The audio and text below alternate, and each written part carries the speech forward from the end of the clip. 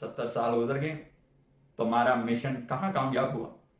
50 سالوں بعد قادیانی تو کامیاب ہوئے تم ہوئے؟ کیوں تم نے اپنے مشن کو چھوڑا؟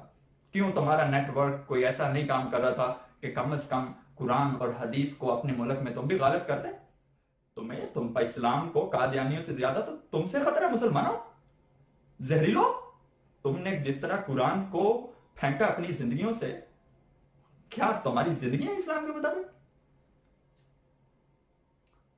قادیانیوں سے، مشرکوں سے، یہودیوں سے، عیسائیوں سے تو اسلام کو کوئی خطرہ نہیں۔ اسلام کو خطرہ ہماری منافقت سے۔ ہم نے اپنی زندگیوں سے قرآن کو کس طرح پھینکا؟ ہماری شادیاں، ہمارے بیاہ، ہماری خوشیاں، غم، اسلام کے طریقے پر۔ قادیانی اس ملک میں نہ بھی ہوں تو کتنا تم اسلام پر عمل کرتے ہو؟ دھوکے بازو،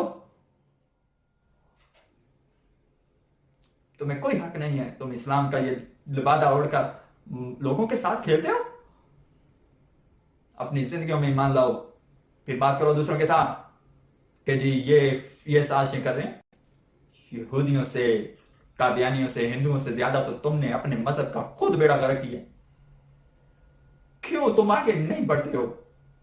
کیوں تم اپنے اندر وہ چیزیں جو تمہارا خدا نے اور تمہارے نبی نے تم کو دی ہیں اس کو کیوں کام نہیں کرتے؟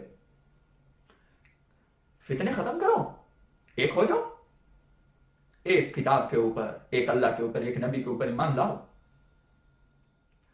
بتاؤ ان مولویوں کو کہ نہیں، ہم نے کوئی دیوبندی وہابی بریلوی کا فرق نہیں رکھنا ہے، ہم نے آگے بڑھنا۔ آج 2020 کے اندر 1400 سال پہلے وہ ہمارا نبی محمد صلی اللہ علیہ وسلم دین جو ہمیں دے کر گیا، یہ حالت تک ہم پہنچ چکے ہیں۔ یہ حالت آج بھی ہم اس بات کے اوپر بتاؤ محمد صلی اللہ علیہ وسلم، مجھے واٹس ایپ میں ایک میسج آیا اس لیے میں بات کر رہا ہوں کہ جی بتائیں محمد صلی اللہ علیہ وسلم بشر تھے یا نور تھے؟ میں نے کہا خدا کی تم پر لعنت، باتیں کرتے ہو محمد صلی اللہ علیہ وسلم نور تھے یا بشر تھے؟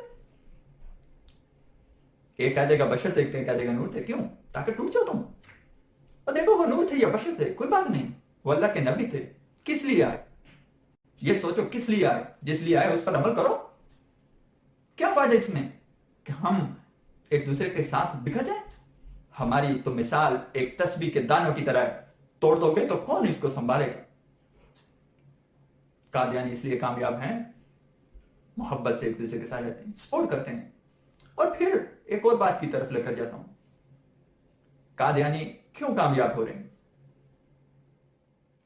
تم ایک دوسرے کے ساتھ دھوکہ بازی کرتے ہو، بربادی کرتے ہو، ایک دوسرے پر طنز کرتے ہو، ایک دوسرے کا انسانی حقوق جو ہوتے ہیں وہ ادا نہیں کرتے ہو۔ لوگ تمہارے خوف کی وجہ سے بھی جاتے ہیں اور قادیانیت کا مذہب اختیار کر لیتے ہیں۔ میں اس لیے یہ بات کر رہا ہوں کہ آپ کو یقین ہو اور آپ کو اس بات کی سمجھ آئے، تمہاری بربادی قادیانیوں سے نہیں، تمہاری اپنی وجہ سے ہو رہی ہے۔